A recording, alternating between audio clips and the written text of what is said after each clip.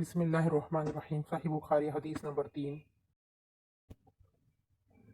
اول ما بدأ به رسول اللہ صلی اللہ علیہ وسلم من الوحی الرؤیا الصالحة في النوم وكان لا يرى رؤيا إلا جاءت مثل فلك الصبح ثم حبب إليه الخلاء وكان يخلو بغار هراء ويتحنس فيه وهو التعبد الليالي ذوات العدد قبل أن ينزل إلى أهله ويتزود لذلك ثم يرجع إلى خديجة فيتزود لمثلها حتى جاءه الحق وهو في غار هراء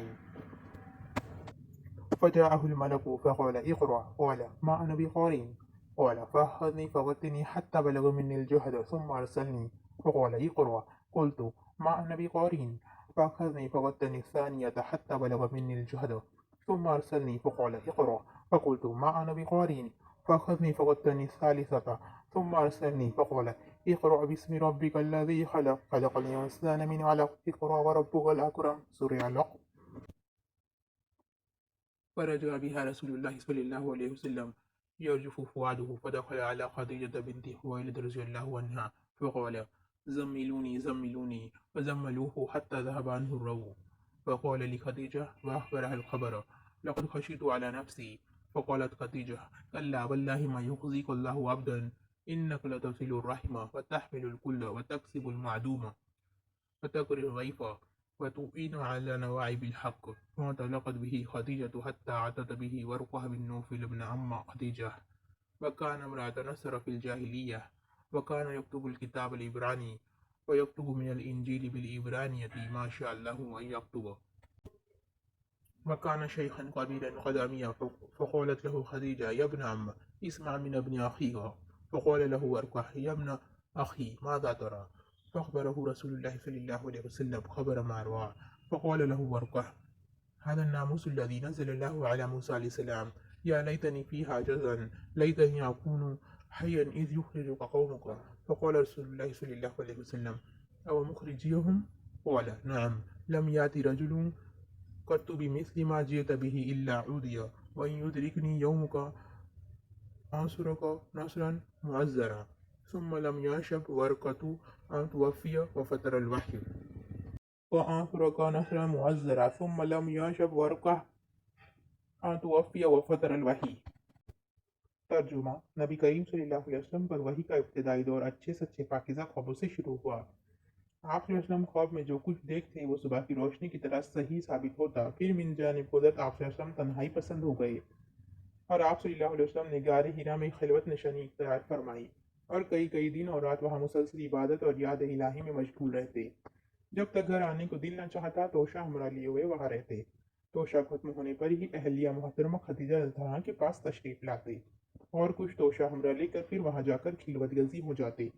یہی طریقہ جاری رہا یہاں تک کہ آپ صلی اللہ علیہ وسلم پر حق منکشف ہو گیا اور آپ صلی اللہ علیہ وسلم غار حرا میں قیام پذیر تھے کہ اچانک جبرائیل علیہ السلام آپ صلی اللہ علیہ وسلم کے پاس حاضر ہوئے اور کہنے لگے کہ پڑھو۔ آپ صلی اللہ علیہ وسلم فرماتے ہیں کہ میں نے کہا کہ میں پڑھنا نہیں جانتا۔ آپ صلی اللہ علیہ وسلم فرماتے ہیں کہ فرشتے نے مجھے پکڑ کر اتنے زور سے کھینچا کہ میری طاقت جواب دے گئی، پھر مجھے چھوڑ کر کہا کہ پڑھو۔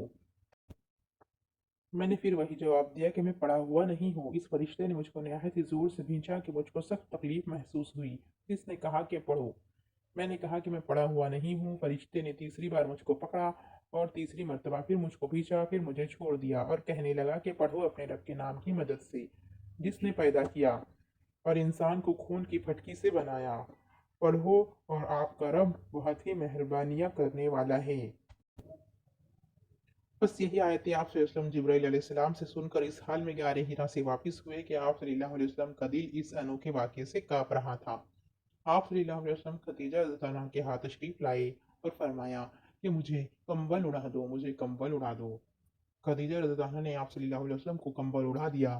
جب آپ صلی اللہ علیہ وسلم کا ڈر جاتا رہا تو آپ صلی اللہ علیہ وسلم نے اپنی زوجہ محترمہ خدیجہ رضی اللہ عنہا کو تفصیل کے ساتھ یہ واقعہ سنایا اور فرمانے لگے کہ مجھ کو اب اپنی جان کا خوف ہو گیا ہے۔ آپ صلی اللہ علیہ وسلم کی اہلیہ محترمہ خدیجہ رضی اللہ عنہا نے آپ صلی اللہ علیہ وسلم کی ڈھارس بندھائی اور کہا کہ آپ کا خیال صحیح نہیں ہے۔ اللہ کی قسم آپ کو اللہ کبھی رسوا نہیں کرے گا۔ آپ تو اخلاق فاضلہ کے مالک ہیں، آپ تو کنبہ پرور ہیں، بے کسوں کا بوجھ اپنے سر پر رکھ لیتے ہیں، مفلسوں کے لیے آپ کماتے ہیں، مہمان نوازی میں آپ بے مثال ہیں और मुश्किल वक्त में आप अम्र हक का साथ देते हैं। ऐसे अवसर पे हंसने वाला इंसान यूं बेवक्त जिल्लत व खौरी की मौत नहीं पा सकता।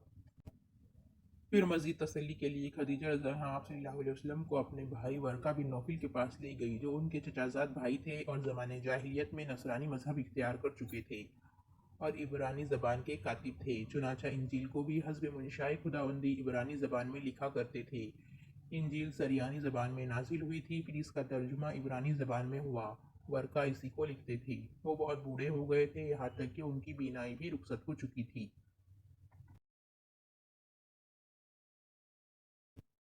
खदीजा रज़ियल्लाहु अन्हा ने उनके सामने आप सल्लल्लाहु अलैहि वसल्लम के हालात बयान किए और कहा कि चचाजाद भाई, अपने भतीजे की ज़बानी ज़रा उनकी कैफियत सुन लीजिए। वो बोले कि आपने जो लिखा है तफसील बताइए। चुनांचा आप सल्लल्लाहु अलैहि वसल्लम ने पूरा वाक़या सुनाया, जिसे सुनकर वर्का बेइख्तियार बोल उठे कि ये तो वही नामूस फरिश्ता है जिसे अल्लाह ने मूसा अलैहिस्सलाम पर वही देकर भेजा था। काश मैं आपके इस अहद नबूवत के शुरू होने पर जवान उम्र होता। काश मैं इस वक्त तक जिंदा रहता जब तक आपकी कौम आपको इस शहर से निकाल देंगी। रसूलुल्लाह सल्लल्लाहु अलैहि वसल्लम ने ये सुनकर ताज्जुब से पूछा कि क्या वो लोग मुझको निकाल देंगे? वर्का बोला, हाँ ये सब सच है, मगर जो शख्स भी आपकी तरह अम्र हक लेकर आया, लोग उसके दुश्मन ही हो गए हैं। अगर मुझे आपकी नबूवत का वो ज़माना मिल जाए तो मैं आपकी पूरी मदद करूँगा। मगर वर्का कुछ दिनों बाद ही इंतकाल कर गए। फिर कुछ अरसे तक वही की आमद मौकूफ़ रही। Translation: The commencement of the divine inspiration to Allah's Apostle ﷺ was in the form of good dreams, which came true like bright daylight, and then the love of seclusion was bestowed upon him. He used to go in seclusion in the cave of Hira, where he used to worship Allah alone continuously for many days before his desire to see his family. He used to take with him the journey food for the stay and then come back to his wife Khadija radiallahu anha to take his food likewise again, till suddenly the truth descended upon him while he was in the cave of Hira. The angel came to him and asked him to read. The Prophet ﷺ replied, I do not know how to read. The Prophet ﷺ added, the angel caught me forcefully and praised me so hard that I could not bear it anymore.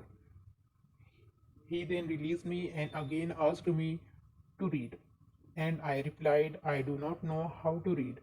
Thereupon he caught me again and praised me a second time till I could not bear it anymore. He then released me and again asked me to read, but again I replied, I do not know how to read. Thereupon he caught me for the third time and praised me and then released me and said, read in the name of your Lord, who has created all that exists, has created man from a clot. Read, and your Lord is the most generous. Surah Al-Alaq, first three ayat. Then Allah's Apostle ﷺ returned with the inspiration and with his heart beating severely. Then he went to Khadija Zalanha and said, cover me, cover me. They covered him till his fear was over, and after that he told her everything that had happened, and said, I fear that something may happen to me. Khadija Radhiallahu replied, never by Allah. Allah will never disgrace you. You keep good relations with your kith and kin, help the poor and the destitute, serve your guests generously, and assist the deserving calamity afflicted ones. Khadija Radhiallahu then accompanied him to her cousin Warqa bin Nawfil, who during the pre-Islamic period became a Christian and used to write the writing with Hebrew letters. He would write from the Gospel in Hebrew as much as Allah wished him to write. He was an old man and had lost his eyesight. Khadija Zala said to Warqa, listen to the story of your nephew, O my cousin. Warqa asked, O my nephew, what have you seen? Allah's Apostle ﷺ described whatever he had seen. Warqa said, this is the same one who keeps the secret angel Jibreel al-Islam, whom Allah had sent to Musa al-Salam. I wish I were young and could live up to the time when your people would turn you out. Allah's Apostle ﷺ asked, Will they drive me out? Varka replied in the affirmative and said, anyone who came with something similar to what you have brought was treated with hostility, and if I should remain alive till the day when you will be turned out, then I would support you strongly. But after a few days, Varka died, and the divine inspiration was also paused for a while.